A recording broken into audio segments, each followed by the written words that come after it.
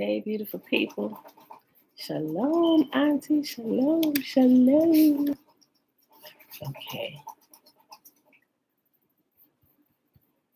Putting this together here. All right, beautiful people. Sabona, Tiffany. Hey, girl, hey. Lavon, blessings. Just a screen here, y'all. All right, beautiful people. Sorry for my slight delay this morning. Shayla, hey, girl, hey. Let me tell y'all what I did.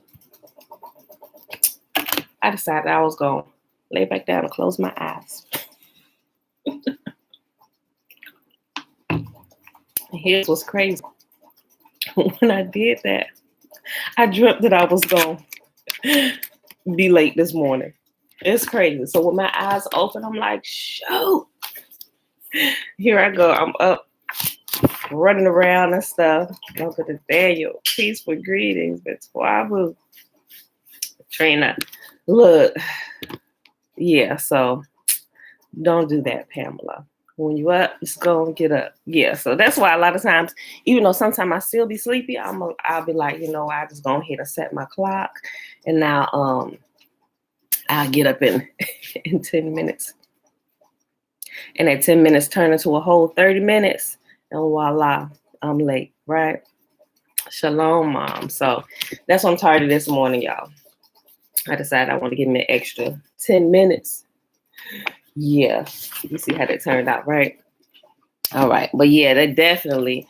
I think yesterday, I was extreme, not necessarily extremely tired, but I was more tired than normal because we spent the majority of the day yesterday out at the pool with the kids and sitting in the hot sun. Although the sun was feeling good and it energized me, boy, I went to bed. Shucks, we got back here about 7. I was in the bed by 8, right?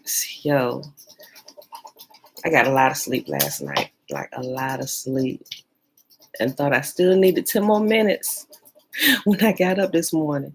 Yeah, no, we're not doing that again. But anyway, y'all, happy Thursday. Happy Thursday. It is July the 15th, 2021, day 207 of year 3.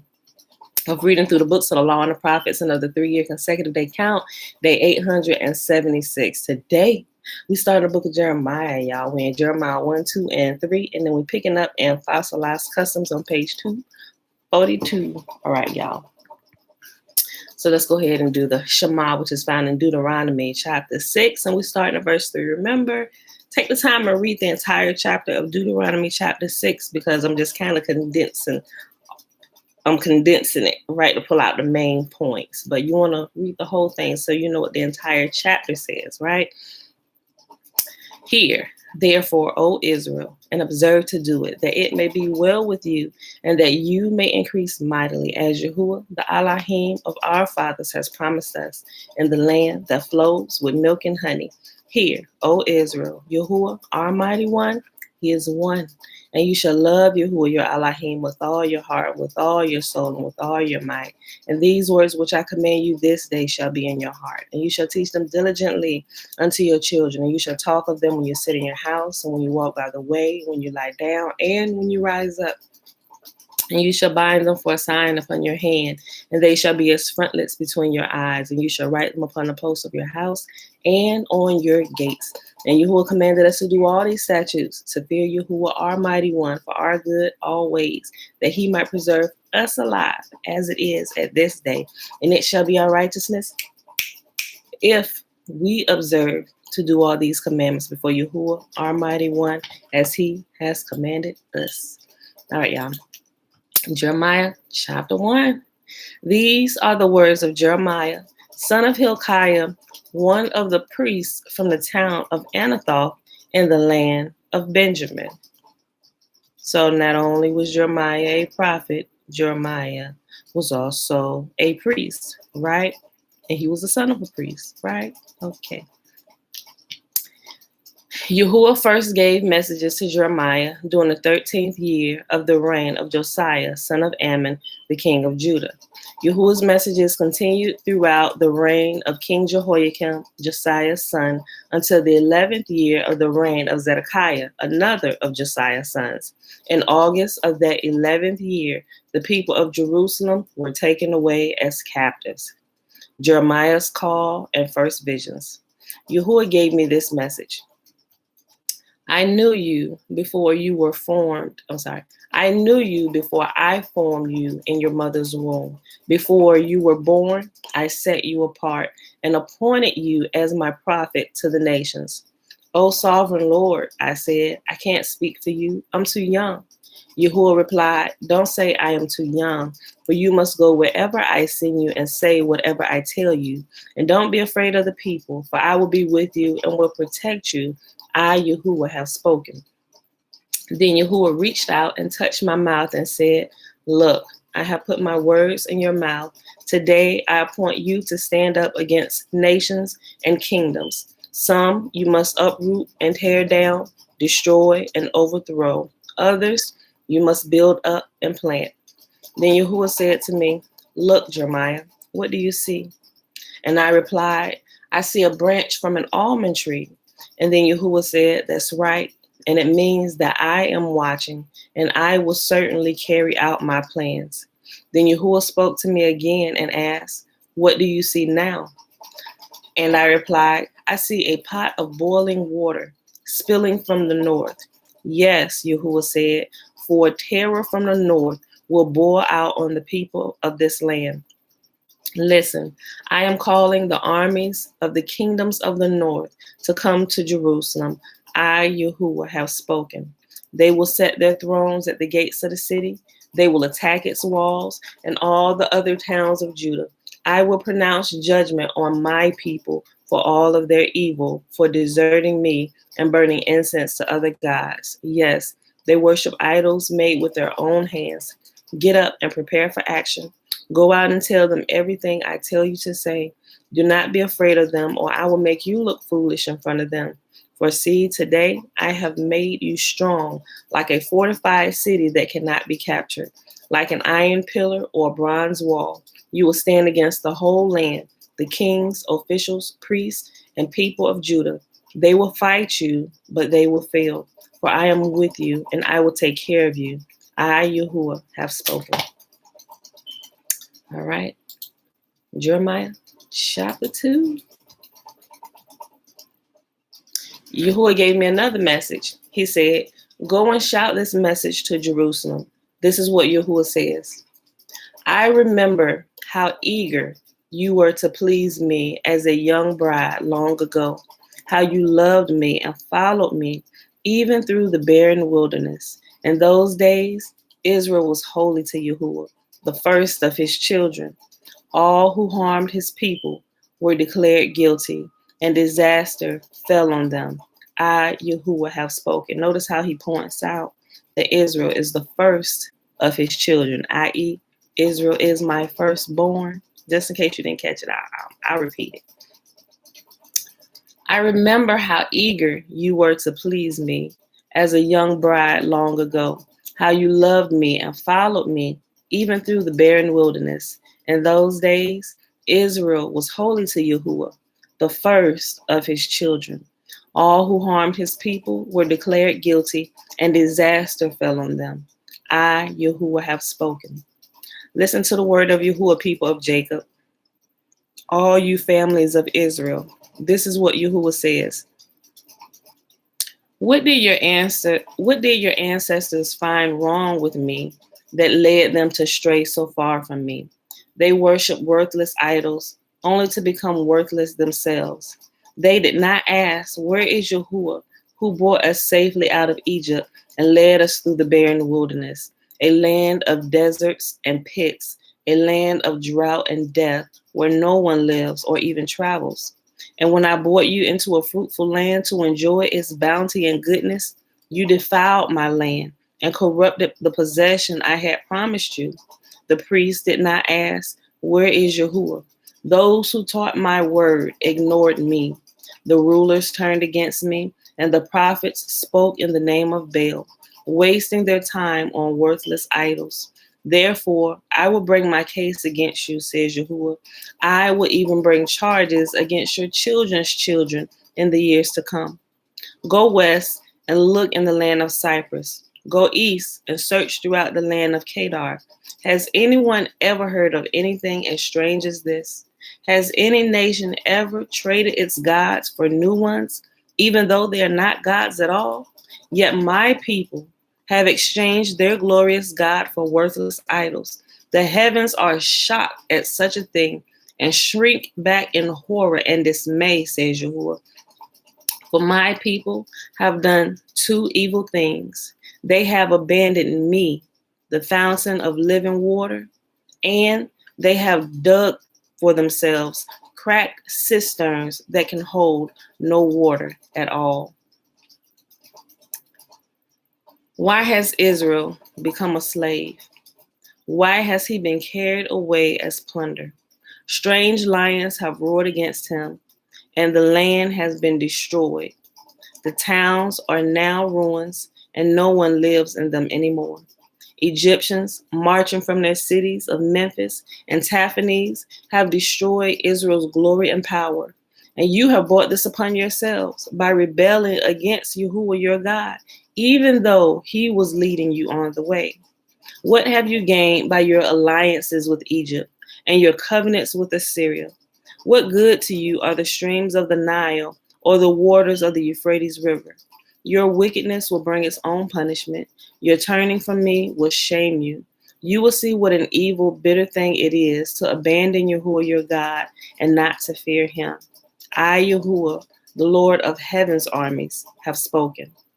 Long ago, I broke the yoke that oppressed you and tore away the chains of your slavery. But still you said, I will not serve you. On every hill and under every green tree, you have prostituted yourselves by bowing down to idols. But I was the one who planted you, choosing a vine of the purest stock, the very best. How did you grow into this corrupt wild vine? No amount of soap or lyre can make you clean. I still see the stain of your guilt. I, the sovereign Lord, have spoken. You say, that's not true. I haven't worshipped the images of Baal. But how can you say that? Go and look in the valley and in the land. Face the awful sins you have done.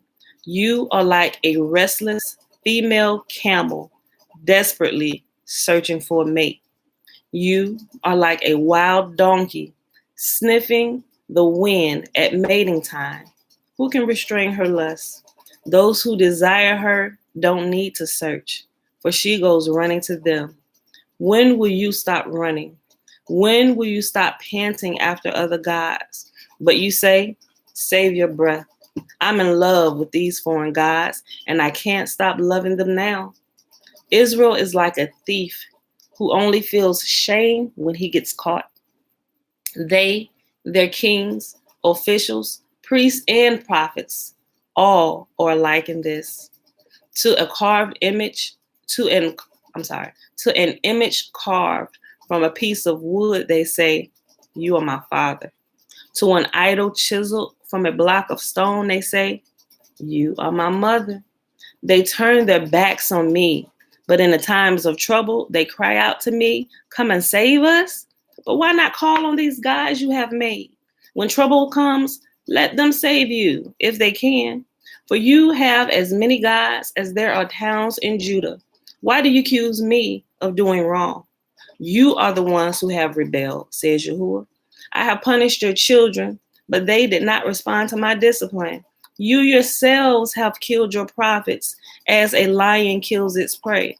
O my people, listen to the words of Yahuwah. Have I been like a desert to Israel? Have I been to them a land of darkness? Why then do my people say, at last we are free from Yah? We don't need him anymore.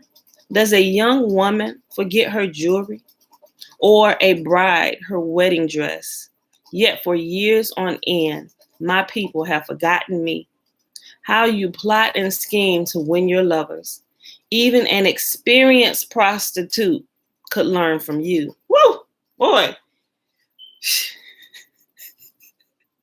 He is giving it to him. Yo, look. I love the book of Jeremiah. Look, let me go back. Let me read this again. Verse 33. How you plot and scheme to win your lovers. Even an experienced prostitute could learn from you. Your clothing is stained with the blood of the innocent and the poor, though you didn't catch them breaking into your houses. And yet you say, I have done nothing wrong. Surely Yahuwah isn't angry with me. But now I will punish you severely because you claim you have not sinned.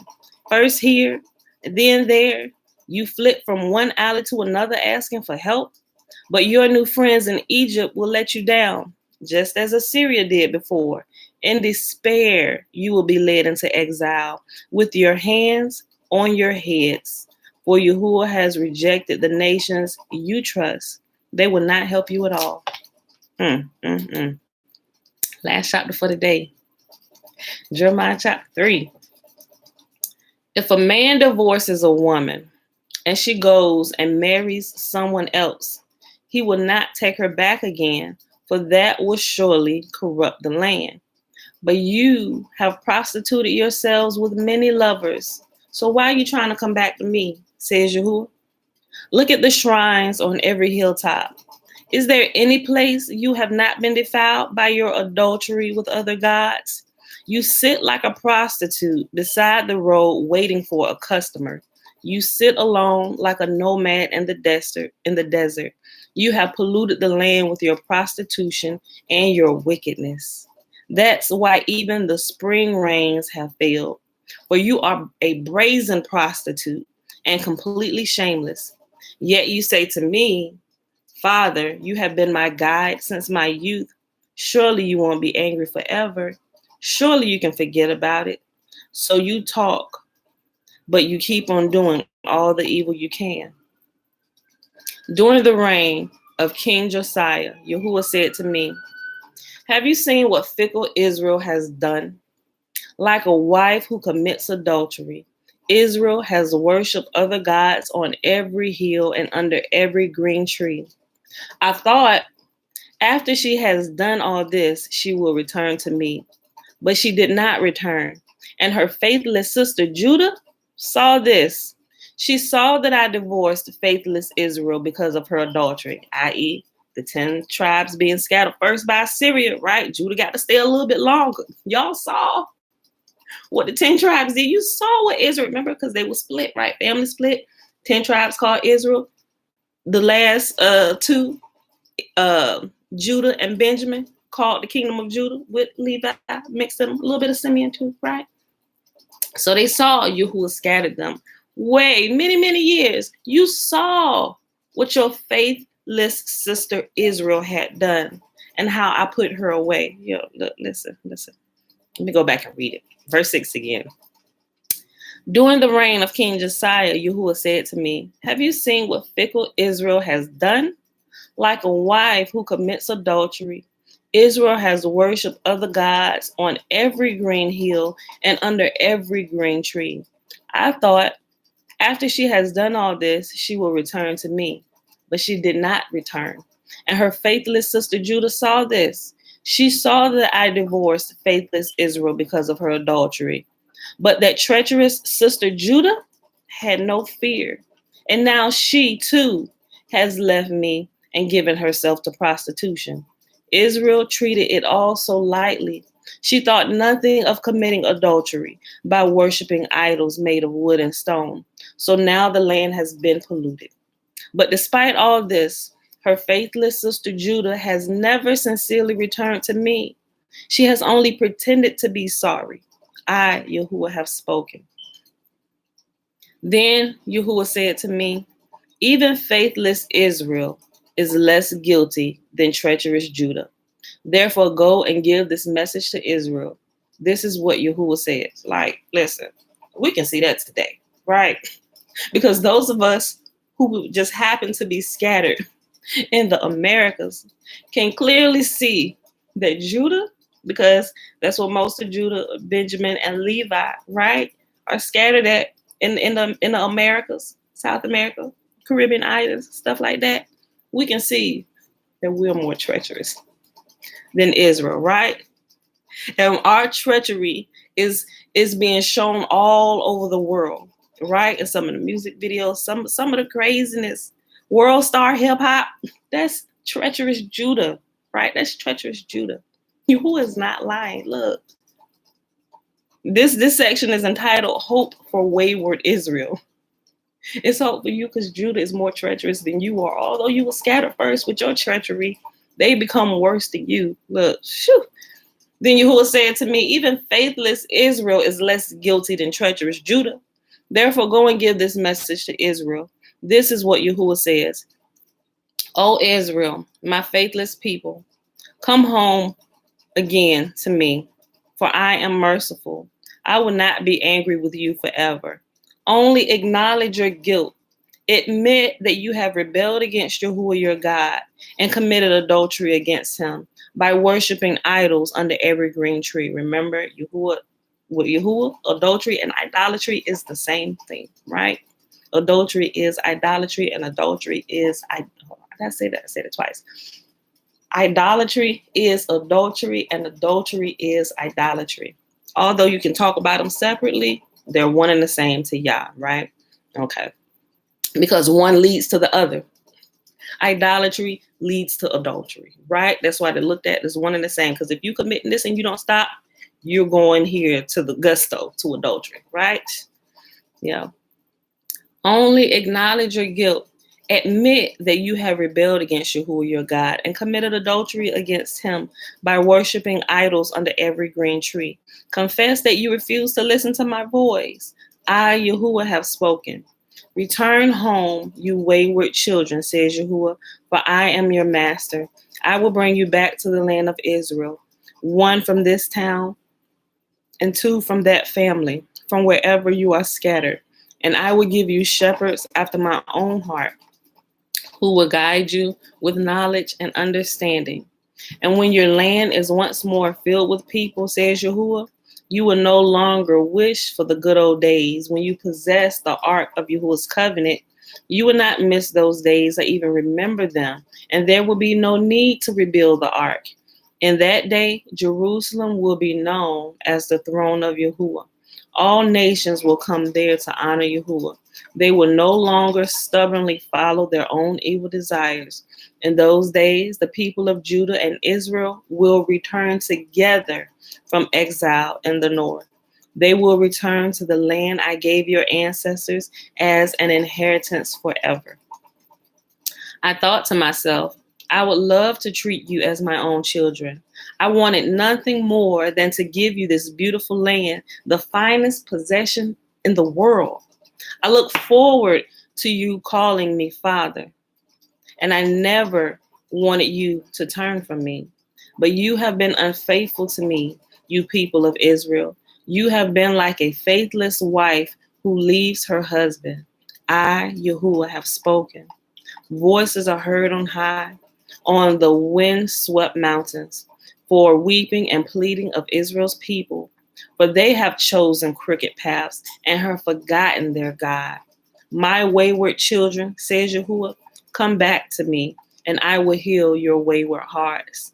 Yes, we are coming, the people replied, for you are Yahuwah our God.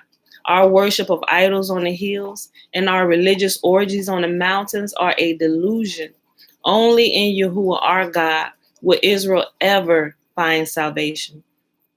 From childhood, we have watched as everything our ancestors worked for, their flocks and herds, their sons and daughters, are squandered on a delusion.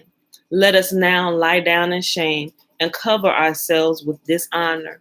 For we and our ancestors have sinned against Yahuwah our God. From our childhood to this day, we have never obeyed him. Sheesh. All right, y'all. That is our reading for today. That was Jeremiah chapter 1, 2, and 3. And this just gets better. The whooping gets worse, y'all. It gets worse. Okay. I hope y'all enjoyed that. If y'all never read through the book of Jeremiah, you in for a treat if y'all stay in here the rest of the days that we reading through it. And let me tell you, it was the book of Jeremiah that first started getting my attention. As I was reading through the scriptures, what things was where I was like, wait, hold on, what does it say? Wait. What Bible I'm reading? Wait, this is the Bible, right? Hold on. Wait. What do you say? Wait. And I remember the first time, I'll never forget it. The first thing that triggered my attention was when Yahuwah told Jeremiah to no longer pray for the people. I don't know why it stuck out, but I've always, I don't know, I guess it's just kind of indoctrination in the church where that's not something like if somebody said, well, Yahuwah didn't tell me to pray for you or something like that. No, Yahuwah said don't pray for you anymore. Like people would never believe that. And it shocked me. It caught my attention. I was like, wait, hold on. Is this a typo? Yahuwah said don't pray for these people anymore. Like, why would you say that? Aren't we supposed to pray for people? And that was my whole thing. And I'm like, wait, hold on. Let me go back.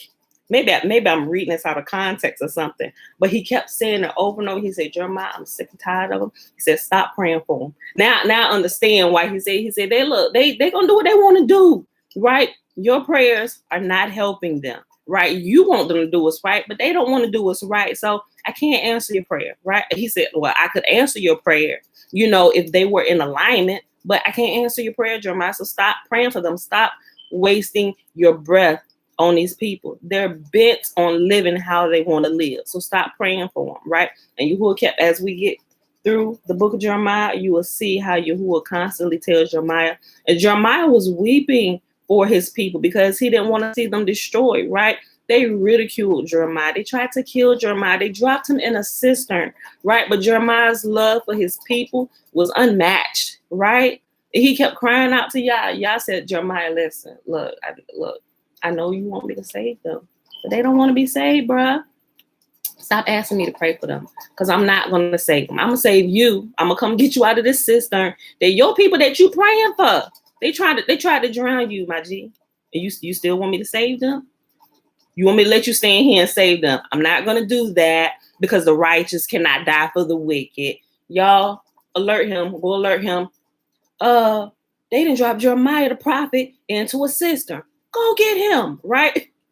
The wicked kings said to go get Jeremiah out the cistern, right? While his own people, Yahuwah's people, the people Jeremiah was weeping over and praying for, they tried to annihilate him because they said, we don't want to hear what Yahuwah is saying to us. Let us go do what we want to do, right? And when we're done, we'll come back to you and let you know we're done. But that ain't the way y'all operate, right? Oh, it gets so good, y'all.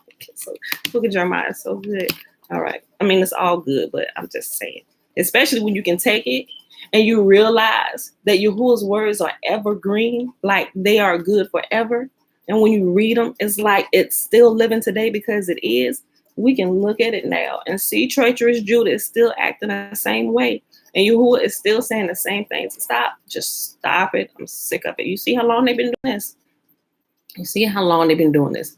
Go ahead and go get that book that they done canonized and called the Bible and read some of the history of your ancestors. Has anything changed? Has anything changed? Right? What have your ancestors, what did I ever do to your ancestors to make them want to turn away from me? I'm like, Father, I don't know. I don't know. I don't know why I'm acting like this. Right? Okay. All right, y'all. So we pause on page 242 of Fossilized Customs. And let's see. Oh, we was ending on the light and the light and the darkness, and the evening and the morning was one day. That's what we was explaining yesterday. And how evening, the two evening periods actually mean dawn and dusk, not evening at night like some people are taking it. Because remember, like I said, everything that Yahuwah has said to us, that is true, because there's a lot of leaven in the Old Testament and the New Testament, right? But we can clearly see, we can verify truth by looking at it in nature, right? And that the very first argument that's ever argued about and still being argued about today is whether the Sabbath begins in the evening at sundown or whether the day begins at night, right? Just because of mistranslation, especially in the King James Version, because everybody, let's stick with the KJV. Okay, whatever. If you do, you can do that. There's nothing wrong with that. Just realize you need to check everything, right? And then test it, right? Check it. A good steward tests everything to make sure what you believe is sound and it's good information. It can be tested simply by opening up your curtains or walking outside of your house and watching the process of a day unfold or unfold, right? And it never changes. Every day there is evening, morning, evening, night. Evening, morning, evening, night. Evening, morning, evening, night. Dawn, morning, dusk, night. Dawn, morning, dusk, night. Evening, morning, dawn, dusk, night, right? So evening means dawn and dusk, right? Evening periods look exactly the same. You could be in the evening period and not be able to tell if you were going into the day or into the night until the sun begins to rise, or definitely if it's day, or no, if you woke up and it was the evening period and you didn't experience day or night for that day, but if you woke up or went outside during an evening period and you were completely lost for time, like what time is it? Is it morning or is it night? You would not be able to readily tell if it was morning or night if you came out during the evening period or dawn and dusk. Dawn and dusk looks exactly the same. It's that gray, hazy look outside, right? And you're not going to be able to tell until the lights start coming in with the sun or the day gets progressively darker. Then you would know you're at night. It's really easy to test, and you don't even have to do anything. You don't have to finagle anything. You just stand by and see the salvation of your Lord. Just stand and watch, right? We don't have to do anything. And everything can be proven if you just observe the truth around you. Okay. All right. And there came to be evening, darkening, and there came to be morning, lightning, Boker, the first day. This suggests a 24-hour period. He's still kind of wrong on this because apparently he don't go outside and watch either. By interpreting the order of occurrence differently, differences and patterns of behavior can be seen today among the Nazarene. This has the effect of making a Sabbath day only to pertain when the sun is up, and so night has no pertinence to the Sabbath day. No man can work at night, they will explain from Yahushua's words at John chapter 9, verses 4. To these brothers, Sabbath begins at sunrise. It absolutely does, because every day begins at sunrise. And if we have the seventh day or the Sabbath day, didn't all the other days start with the sunrise? Why does it change on a Sabbath? It doesn't. And if anything is out of the ordinary, Yahuwah will specifically call it out. There were only two things out of the ordinary course of the day where Yahuwah said that this begins at evening time. It was the Passover event, right? Because it was only a few hours. I got to go read it. It was only the Passover event and the Day of Atonement, right? But if you read exactly what it says for the Day of Atonement, it tells you, right? It tells you, like, it literally tells you. It says, listen to what it says. And I'm going to repeat it. It says, the Day of Atonement is the 10th day. I'm kind of paraphrasing, but this is what it says. The Day of Atonement begins on the Day of Atonement is the 10th day of the 7th month, but began the Day of Atonement the night before. The night before on the 9th day, right? The night before is what? The 9th day. And he says the 9th day on the 9th evening, right? Which meaning that the light of this day, the light of the 10th day, what comes before the lights of the 10th day? The night of the 9th day. Yahuwah called that out. Like, that's in plain English. So if the night of the 9th day, which comes before the light of the 10th day, is considered a night, and the evening, which ends the day, which ends the 9th day, the ending of the 9th day ends at the night time, night darkness time of the 9th day, right? Then you go into the 10th day, the light of the 10th day. Then please tell me, how does the day start at night? And he called it out, but some reason people are like, you're reading it, but you're still saying something else that is not saying. People are reading it and they're regurgitating what they hear. Like they're hearing it, but they're being told what to read. That's why they can't understand it, because they're being told what this says instead of reading and comprehending in plain English and friggin' looking out the door and see what it says, right? People can be wrong. People can be wrong. Their explanations can be wrong. The word, even the infallible word of the Lord can be wrong, right? He didn't name it that. Wrong people named it that, right? They've canonized what they wanted to, added what they wanted to, taken away from the prophet's words what they wanted to push their narrative. They can be wrong. That Bible can be wrong. People can be wrong. Interpreters can be wrong. Nature, which Yahuwah has created and put in operation, that never changes, right? Clearly the seasons change, but that's the course of the nature, whatever. That doesn't change, just like Yahuwah doesn't change, right? So who is lying, right? What we can go and verify with our eyes. Let Yah be true and every man be a lie, right? Even they're like, how do we keep screwing this up? And then they take that one part that was called out specifically for this day, right? Remember the atonement, the day of fasting, we talked about this. And my explanation may not be 100%, but he was like, look, everybody need to fast on this day. Everybody set themselves apart. Everybody, but I want you to start it the night before, right? Why? As my understanding, this day, because you'll still get to eat on the 9th and the 10th day. Because some people, and I'm a person, because I couldn't make it past dinner time, right? Couldn't make it past. I needed something to eat. Look, fast on the 10th day, right? But listen, you can eat. You can eat after sundown on the 10th day, right? You can eat after sundown on the 10th day, because although the Day of Atonement is the 10th day, I want you to begin celebrating it the night before. And half of the time of the Day of Atonement, from when he told us to celebrate it, you're friggin' asleep, because he told you to start it on the 9th day. You going to bed with a full belly from the 9th day going into the night. You ate dinner. We just need to eat this before the sun go down, right? Because the Day of Atonement is tomorrow.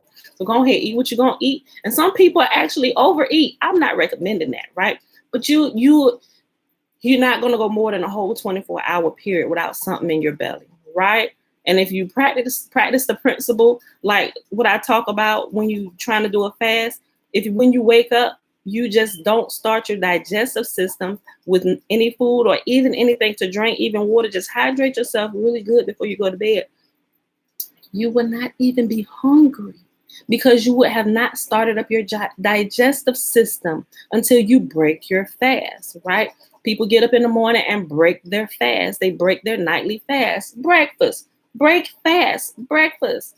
Don't break your fast from the night before. Let it carry on until the sun goes down on the Day of Atonement. Then you can break your fast. Drink some water. Go on and eat whatever. It's only been 24 hours. You ain't going to kill yourself if you get a big meal just like you did before the sun went down on the 9th day. You won't die, right? All of that, it's like, it's obvious to me now. It wasn't so, I can't say, right? It's not obvious when you're being told what to believe, when you're being told what this says and you don't actually go read it for yourself, right?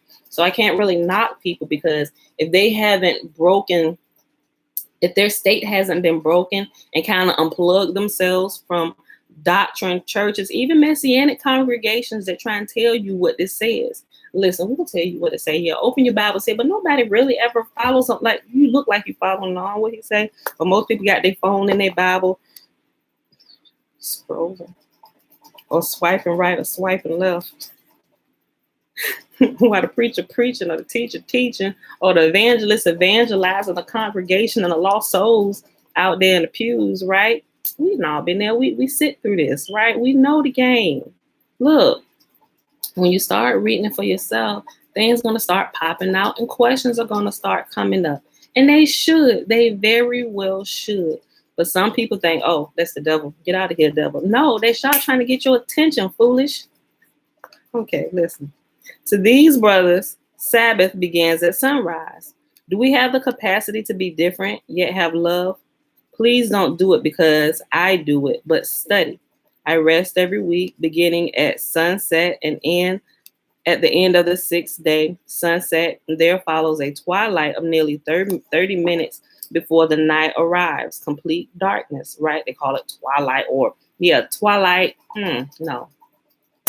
Twilight, actually, there's dawn, daylight, dusk, twilight, then darkness, right? It's like right there. I looked up twilight before. I guess you can kind of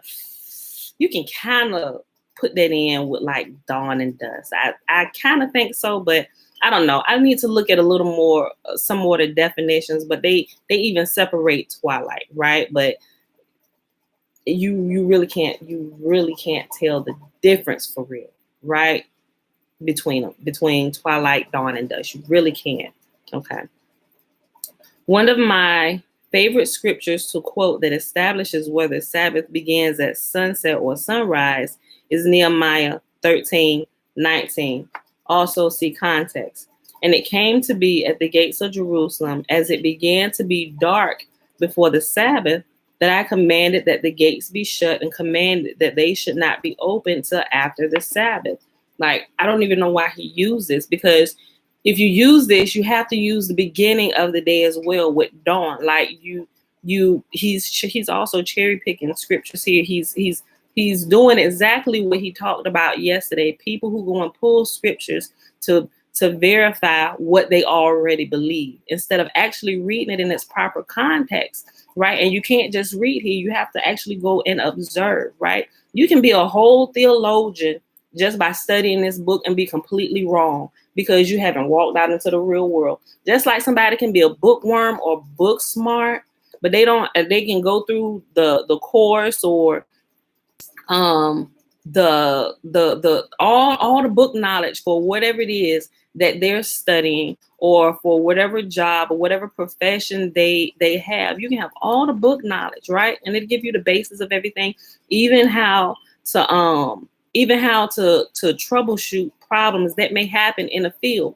But until you actually get in the field, you're not going to realize that some of this, what sounded so pretty and all in order, it doesn't work in the field. It absolutely doesn't work. That's why you have to have on-the-job training. You got your degree, so what? It's a piece of paper. That means nothing out here, right? It means nothing out here. Some things will apply. A lot of things will apply, but some of it will not, because it just doesn't work the way that the book is telling you to do it, right? And so even sometimes you have those, I see it all the time, right? In management, that's running everything, who have never had experience in the field. And then you got the ones who are actually out in the field working. No, we're telling you this can't work like this. And you got the ones in the office. No, it says right here, I know what the book says, but come out here. You sit in the office all day. Come out here. Let us show you exactly what's going on. They come out there. Well, oh, shoot. Wait, let me get my book. Hold on. Who wrote this book? Is this outdated? No, this is the newest editions. Wait.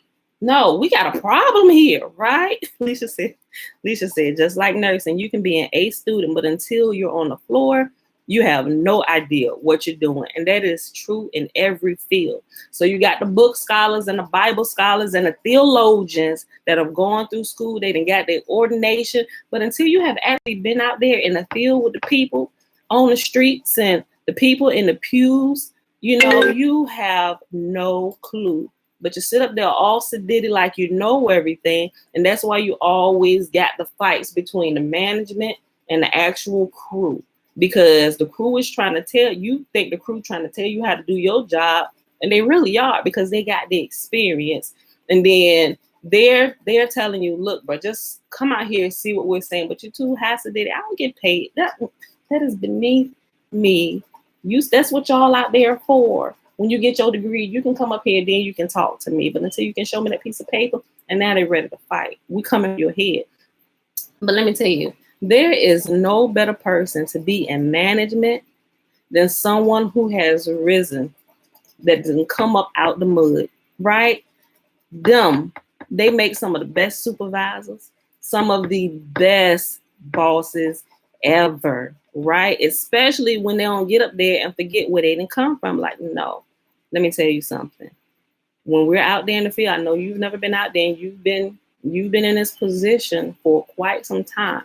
But while I was out there, then when you got somebody that makes it up into management that's come out the mud from where all your people still in the mud, you got a voice inside, you got some help inside, right? And a lot of times all your help is only going to come through that person that knows exactly what you're talking about, because now they didn't got that certificate that they say you need to come have before you come even open your lips in their direction. Okay, look, my certificate, I'm a manager now. Listen, let me tell you, that don't work out there. He gonna come in there and tell you the same thing, and he gonna give you some attitude. I'm here, let me tell you something. I don't care. You still wet behind the ears. You have no clue what they're talking about. And I'll fight for them every single day, because this is what's happening here. See this, come on, I'm gonna take you out there. You ain't gotta listen to them. Let me come with me. I'm the project manager. We're gonna go out here on site so you can see. Matter of fact, how about you put on some working clothes, take off them nice little shoes, get on some steel toes, put on a uniform, and you come out here and we're gonna work with our guys. They don't make it past 2 hours. Oh yeah, okay, write this up. I'm gonna go back to the office, I believe you. Write this up and we'll get this done, whatever you need, right? It's the same thing. It's the same thing with the scriptures. It really is, right? It really is, y'all. Look. But he's doing the same thing with his explanation, like that he was just talking about, right? So the interlinear Hebrew English rendering of this text shows that before the Sabbath shadowed the gates of Jerusalem, they were commanded to be shut. Just as each month or new moon begins with the dark moon, so the beginning of each day begins at the darkening. It does not, right? And clearly we know he doesn't read the book of Enoch, because maybe it may not be inspired to him, but we've talked about this before. The book of Enoch, every bit of it, with the exception of the first few chapters where it's talking about the angels, you can't really verify that, right? You can't really. But everything in nature, as it's written, that's something we can test. That's something we can verify. And that's what this argument is about, right? Yes. Enoch does say that the new moon is black. It tells you that, right? But it tells you begin counting her days at the first sliver of light, right? That's what it says. You have to go read it. Matter of fact, everything about the luminaries you can read in the book of Enoch, starting at chapters 72 all the way to 82. Actually, I think it's chapter 70 to 80. 70. No, it's in the 70s to the 80s. I know for a certainty from 72 to 82, because I'm in them all the time. But I actually think you go back to 70. Read books of Enoch, chapter 70 to 83. I know, because 72 to 82, that's the meat of everything, all the luminaries. But reading that and you will see, right? Because you can't see the dark moon unless the sun is already out, because at the beginning of each month, the moon rises and sets with the sun for that first week, almost the whole 7 days. But before the whole 7 days has passed, you'll begin to notice that the moon rises a little bit later. And as the month progresses, the moon rises later and later after the sun, until she then rises at night to completely begin to light up the night, right? She's the guardian of the night. She lights up the night. That's her watch. But she has to get her light from the sun. She can't light up the night if she's completely black. So it does begin the new month, but you can't start counting it until she gets her light, right? So don't take that out of context. It is the new right? Because it starts in darkness just like a seed. We are unseen. We are in complete darkness until we get that first sliver of light and we break our mother's matrix and are born through her two legs, right? That's the first sliver of light. We have come out. We can see you now, right? There is a baby. We knew the baby was there. Nobody will deny that a baby is not there. Like, we will not deny that it is the new moon, clearly, because we've just seen it wane completely. It was going out. So after this, we know what the next cycle is. It's darkness before she begins to gain more light. So we will not deny that there's a baby there. There is a baby there. There is a new moon there, but you can't count it until you can see it, right? Which is why they say, it's crazy. I don't necessarily like this rule.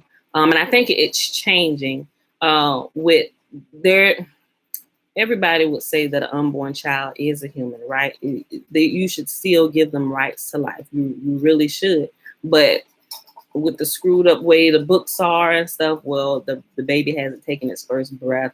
Technically, I see what you're saying. It hasn't taken its first breath of air, but that child is breathing it's not breathing air, right? The atmosphere is different. It's like a fish inside the liquid in a placenta, right? That's what it's breathing, right? But it's working. The baby is working just fine, right? Until we can see the light of day, until we can see that baby being born, right? It's the same thing. Everything can be proven in nature and in our bodies, right? So as long as you remember that, you can stay on track. You'll be able to keep yourself on track. Okay. So I don't agree with half of what he's saying, but he said beginnings seem to be a progression of darkness to light.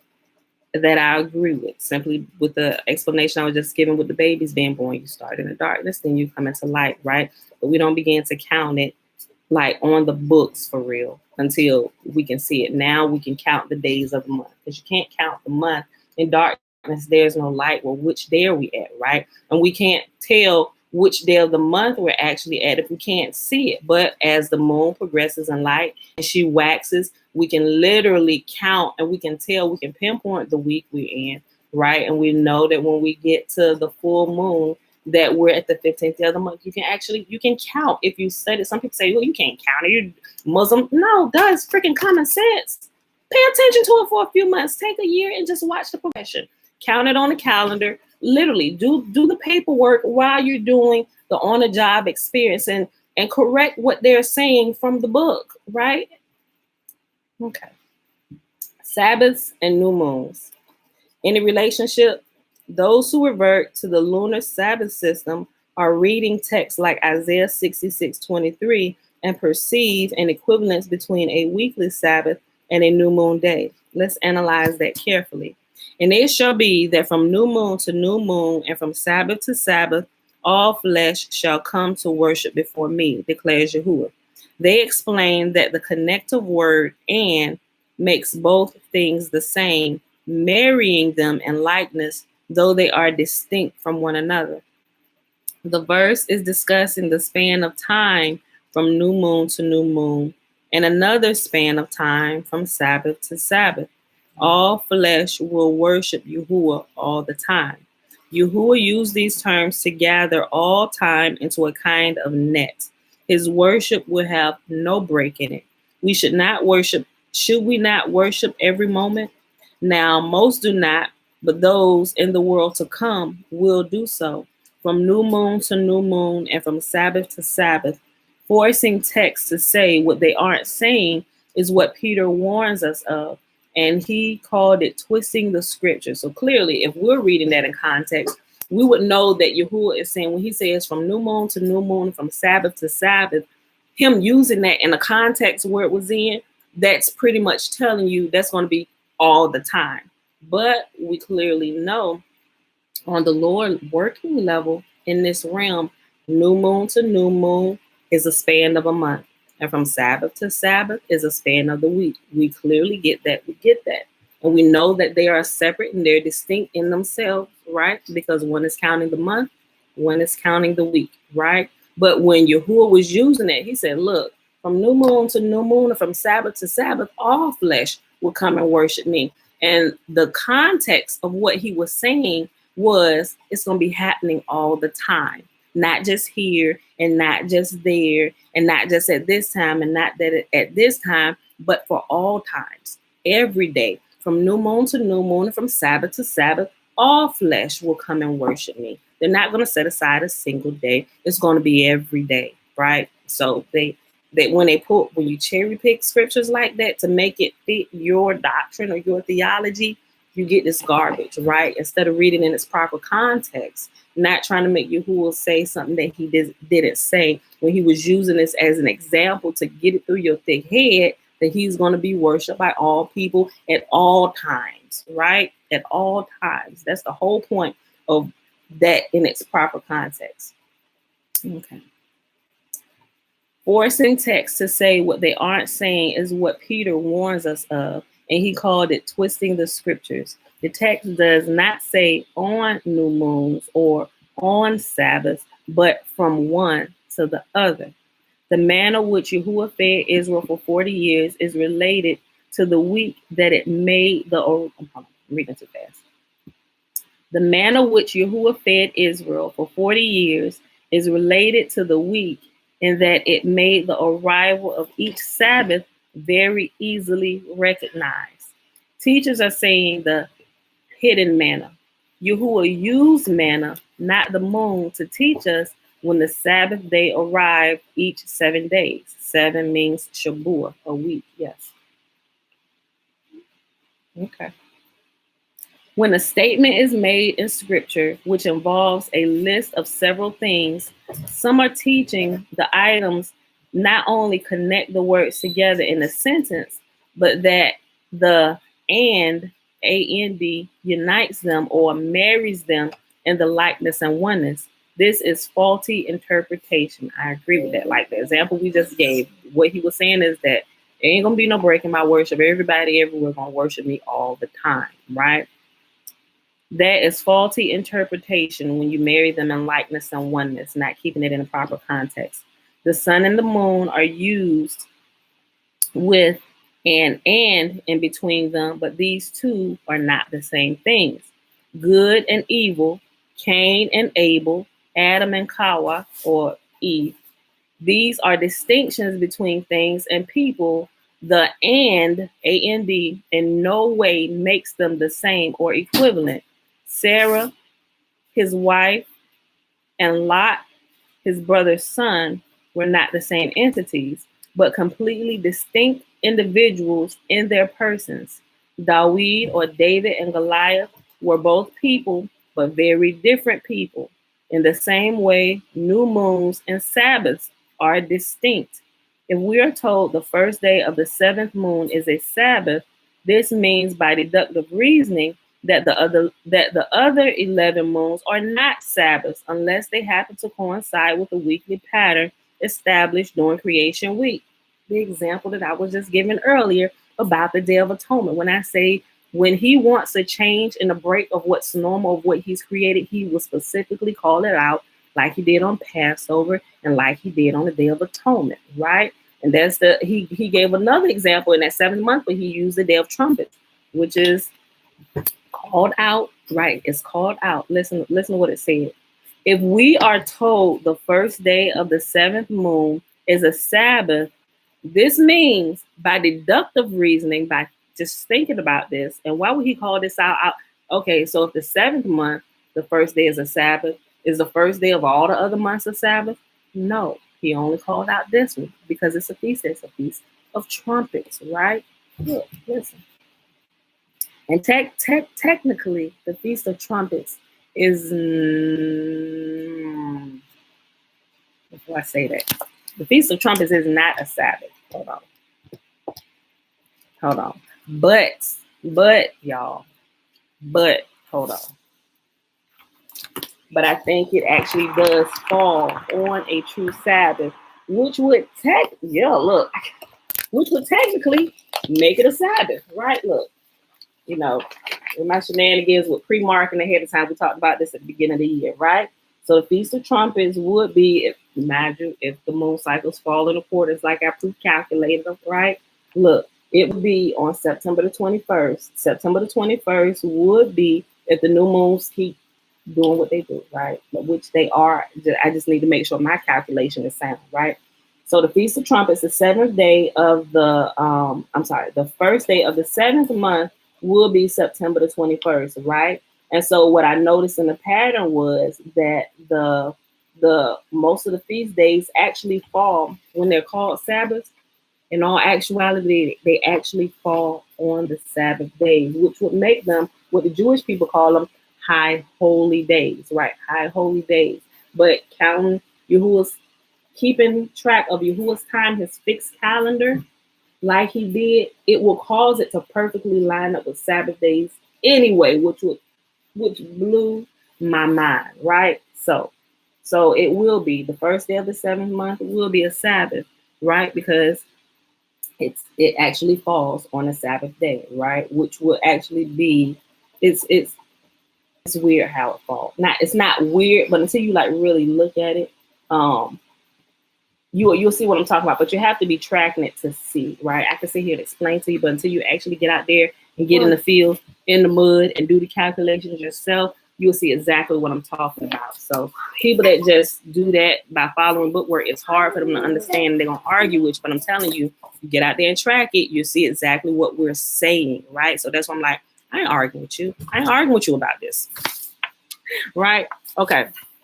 So just because the first day of the seventh month is a Sabbath doesn't make the first day of every other month a Sabbath, right? That's not what it's saying. They're separate and they're distinct, right? Okay.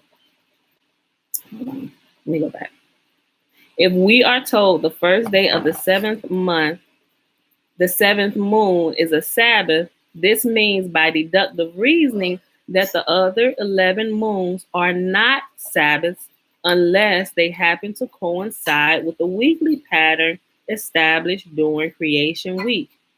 To reason from a general principle using logic, we can arrive at what is factual truth by deduction, right?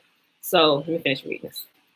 Deduction literally means that we arrive at our conclusion by deducting, subtracting what is known to not apply, and this principle is how we arrive at a conclusion by reasoning, right? So this is almost like growing in grade levels in school, right? You cannot begin to teach a preschooler, although you can, depending on how much knowledge they already have, because that right there, it blows my mind because it's been tested. Preschoolers and first graders can actually do algebra problems. They can. I'm gonna try and find that video for y'all. I mentioned this before. So me saying that I'm not gonna say that can't happen because it absolutely can. But they didn't like come out the womb knowing how to do that. They have been having very specific training from a very early age. Yes, Bella. Very early age on math problems, which yes.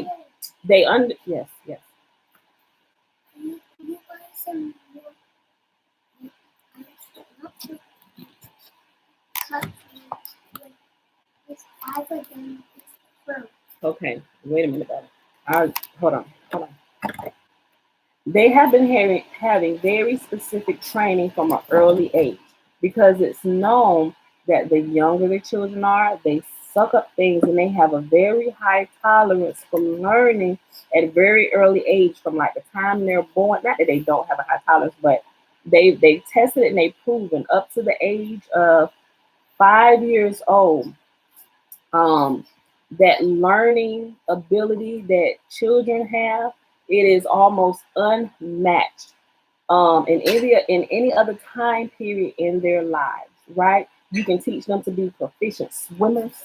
I mean, you can teach them some of everything, and they tested this even with math, with not just algebra, but trigonometry and stuff like that. And they took these children, look, not Caucasian kids, Black children, high risk children who come right out the ghetto. They took them children to prove that there aren't learning abilities. There aren't learning disabilities, right? It's the environment that you set them in and what you give them to thrive in life, right? Nobody's born any less able to do anything than any other human being that's born on this earth, unless they're born with some kind of physical deformity, which prevents them from learning, right? Excluding all deform like physical deformities and things like that. Everybody, doesn't matter if you're white, black, Chinese, uh, whatever, right? It doesn't matter what race. It's been proven with all children. And they use the example. They decide to take what they consider the lowest of all humans, not saying that that's true, but they took high risk black children, right? And they tested them with this. And when they tested it, they was like, well, this principle works with everybody, right? And they took these children and put them on stage in front of Yale students, and the students at Yale were completely amazed at the ability of these children. They say, wait, where did these children come from? Clearly they grew up in a home where they had no. These are high risk children who come from some of the worst and some of the poorest neighborhoods that we decide to run this test or this experiment with, right? We're telling you there is nothing that no human being cannot do. They can be taught even some of the hardest problems in math, right? And not only taught, but they can recognize when problems arise. Because like I said, I'm gonna put this video up here. Some of y'all may have seen it. It's an old black and white video, right? But it's so good. And the teacher, the instructor, and the instructor was a Caucasian gentleman, right? And on the stage, he told them that he was going to purposely do some problems wrong to see which child could identify that he was doing the equation wrong. Do you know what they did while he was, oh, no. The kids like, wait, no, you're doing that wrong. Or Andy, come up here and do it. Give me the chalk. This 4-year-old baby, all these squiggly lines, numbers, I'm sitting here like, smoke coming out my ears. I'm like, what are we doing with our life? Like, what does our life really mean, right? You got freaking preschoolers doing trigonometry, and I got darn can't even help my children with their division homework.